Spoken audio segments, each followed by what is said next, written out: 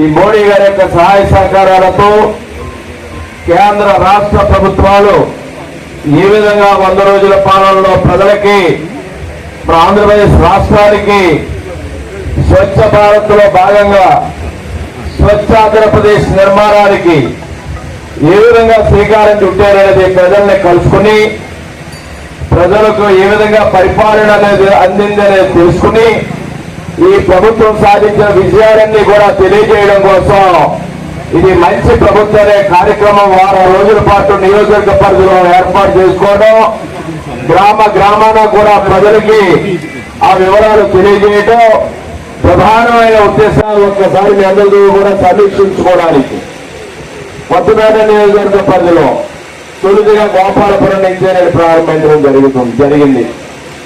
ఎందుకు ముందు మన పెద్దలందరూ మాట్లాడుతూ చాలా విషయాలు చెప్పారు.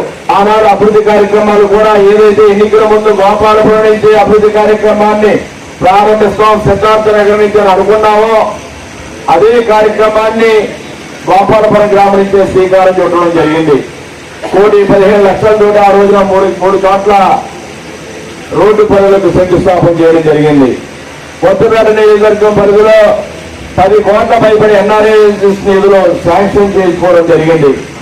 అందులో కూడా గోపాలపురం గ్రామానికి ప్రాధాన్యత ఇవ్వాలంటే గతంలో 30 లక్షల రూపాయలు నిధులు ఇస్తే అది కాకుండా ఇంకొక 47 లక్షల రూపాయలు ఎన్ఆర్ఐ నిధులు 2 రోజుల్లో మీకు మంజూరు కాబోతా ఉన్నాయనే విషయాన్ని కూడా నేను తెలియజేస్తా ఉన్నా.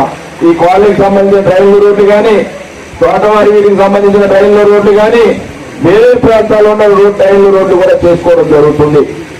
అదేవిధంగా ఒక 20 లక్షల రూపాయలు మంచినీటి ఇస్తున్న పనులు కూడా అవి కూడా రాబోయే కాలంలో మొదలు పెట్టడం జరుగుతుంది.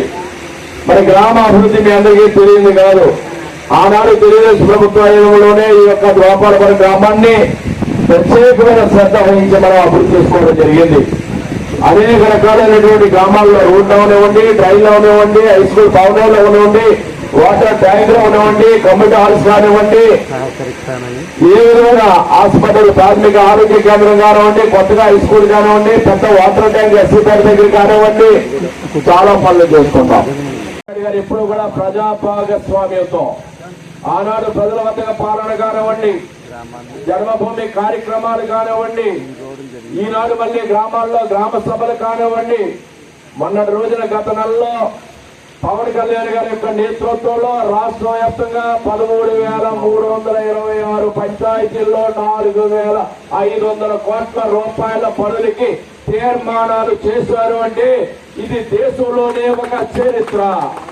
ఇది వరల్డ్ రికార్డు యూనియన్ లో కూడా నమోదు చేయడం జరిగింది. అటువంటి చరిత్ర, అటువంటి పనితీరు, అటువంటి కార్యదక్షత గల ప్రభుత్వం ఈనాడు మీరు అందరూ ఎన్నుకున్నారు.